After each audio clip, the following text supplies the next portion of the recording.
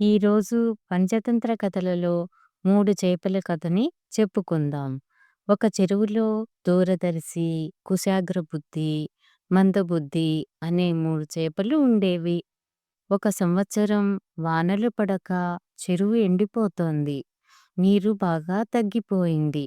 అది గ్రహించి దూరదర్శి మిగిలిన 2 చేపలతో, స్నేహితులారా, వానలు లేక మన చెరువు రోజురోజుకి ఎండిపోతోంది.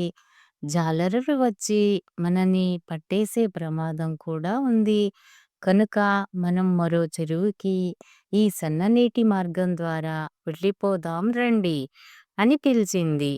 ఎప్పుడో ఆపద వస్తుందని ఇప్పుడే పారిపోవడం ఎందుకు? అంతగా అపాయం వస్తే చూద్దాంలే అంది కుశాగ్రబుద్ధి. మందబుద్ధి, నేను ఈ చెరువులోనే ఉంటాను.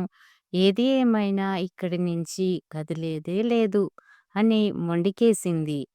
ఇంకా వీళ్ళతో కుదరదనుకొని దూరదర్శి గబగబా ఈదుకుంటూ మరో చెరువులోకి వెళ్ళిపోయింది.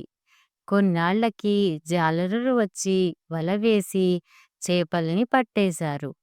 వలలో చిక్కిన చేపలలో బతికి ఉన్న వాటిని తన బట్టలో వేసుకున్నాడు. కదలకుండా ఉన్న చనిపోయిన చేపల్ని ఒడ్డున పడేస్తున్నాడు.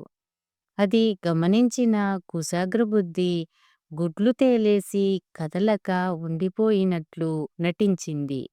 అది చూసి జాలరి చేప చనిపోయింది అని చెరువు గట్టున వదిలేశాడు. నెమ్మదిగా అది ఎలాగో చెరువులో చేరి బతికింది. మందబుద్ధి ఏమీ తోచక జాలరి చేతిలో చిక్కి చనిపోయింది. ఈ పంచతంత్ర కథలో ముందు చూపుతో మిత్రులు చెప్పే మాట వినాలి అని మనకి తెలుస్తోంది.